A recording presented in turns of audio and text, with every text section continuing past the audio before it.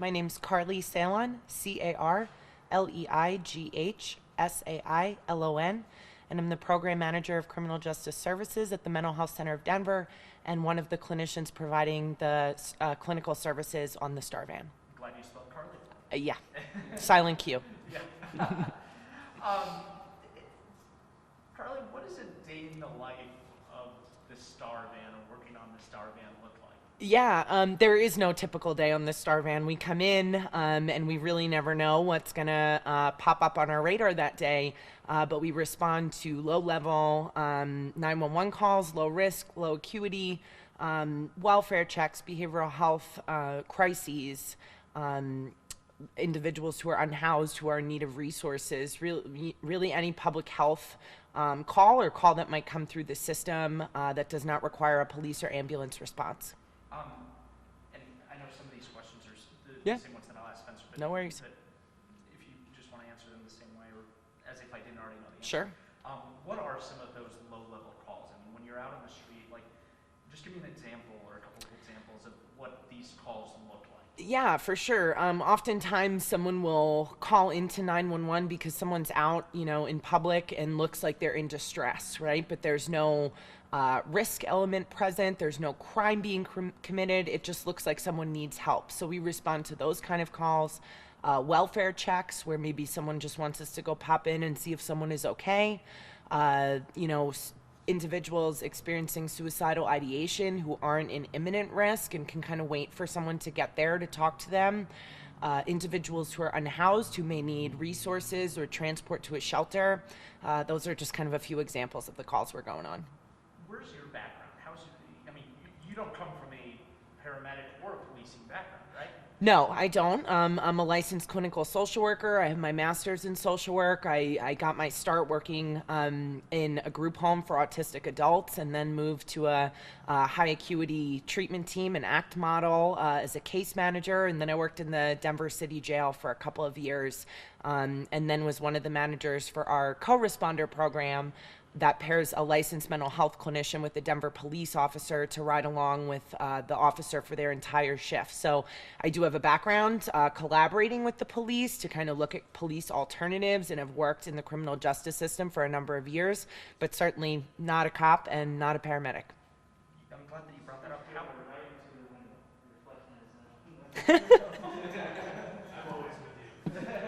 I like it. Matt, have him move back, please. No. I'm glad that you brought up the co-responder program. Yeah. How is this different than the co-responder program? Yeah, so our co-responder program's been running here in Denver since 2016. Started with 4 clinicians and now we're up to 32. So that's been very well received by the Denver police and has expanded quite a bit. And we really saw the STAR program as our 2.0 version. We recognized running these calls with DPD that sometimes when we showed up, an officer didn't need to be there. So we can keep police doing police work while allowing the STAR van to go and handle these low acuity, more public health resource calls. And I think that that is a great benefit to the city because we want our officers dealing with law enforcement issues and crime and violent scenarios and all of those things. And the paramedic and I can go and handle the stuff that really wasn't ever supposed to be on the police's plate to begin with. On a personal level, Sure. I mean, what is it like to be out there and be able to get people help? How does that feel? Yeah, amazing. That's why I do the work that I do. That my entire career has been focused on providing vulnerable members of our community with support and resources that they need. It's great. It's my true passion. When you're out there, are you recognized? Do people say, hey, those are the people that are going to help us, not the people who are going to take us to jail?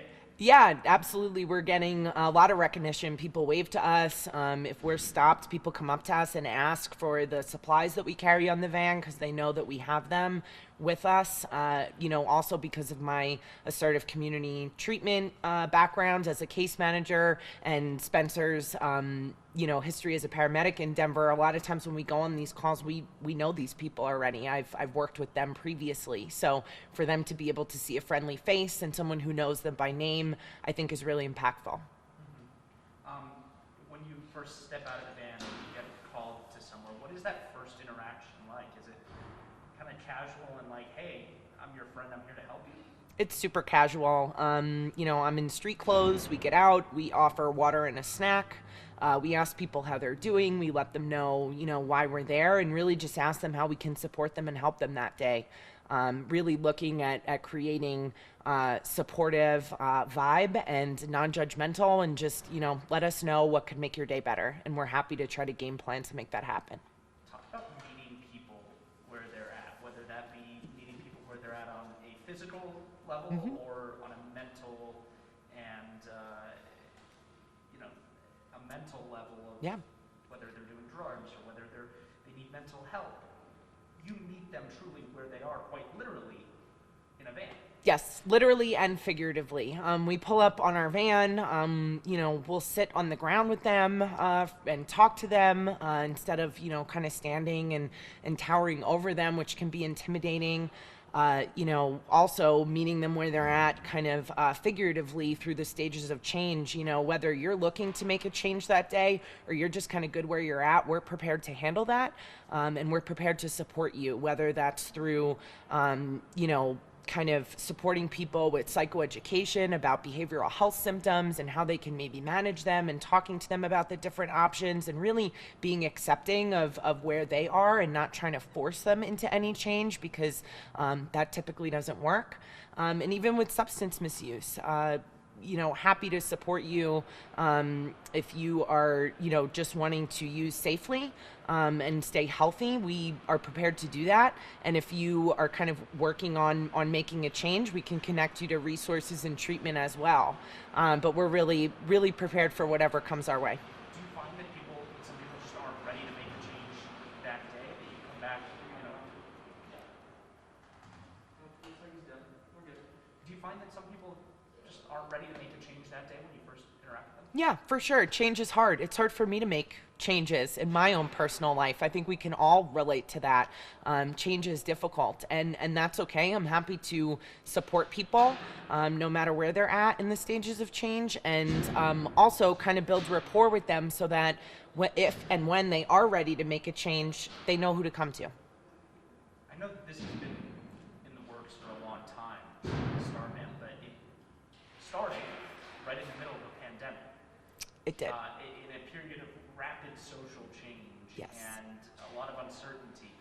Have you felt that this is more needed now than ever? Yes, absolutely. I think it's needed all the time, truthfully. And when we were working with the community work group, trying to roll out the pilot, we kind of recognized that our community looked different. A lot of the resources that individuals typically rely on were operating in different ways than they were pre-COVID. And we all just kind of decided that this might not be the ideal time, but that doesn't mean that we should wait. We should absolutely roll it out and get these resources to the people of Denver. And you're not just dealing with people experiencing homelessness, right? No. We do have an affordable housing crisis in Denver, so there are a lot of individuals who are unhoused. But we are dealing with, people in their homes, in their apartments, unhoused individuals, people, who are visiting Denver. If you're in Denver and in a crisis and need the Star Van, we're coming to you. Any other questions? Yeah, Yeah, one. So Mark and I have been to quite a few protests in the past 4 or 5 months, and one of the biggest things they've been asking for is something like this, something where police don't have to respond to mental health crises. How much do you think this has been helping with that, and what do you hope for the future of this program? Yeah, so, there are some instances where there is a crisis that requires a law enforcement response because there's a risk present, there's a weapon present. I'm not prepared to handle that type of situation. So that's why we have our co-responder program, so that if an officer does need to show up on scene, they have that clinical support and that clinical perspective. The Star Van deals with lower acuity crises that the police don't need to be on. So I think the important thing about all of the initiatives that we have in Denver is that Denver is really committed to sending the right response when someone calls 911 versus a one-size-fits-all response. Chief Hazen will actually speak to this. This program was in the works long Yeah, May of 2019 we Right. started this process. So This might be a stupid question, but what does STAR stand for? STAR stands for Support Team Assisted Response, and it is based off a model out of Eugene, Oregon that's been running successfully for 30 years called CAHOOTS.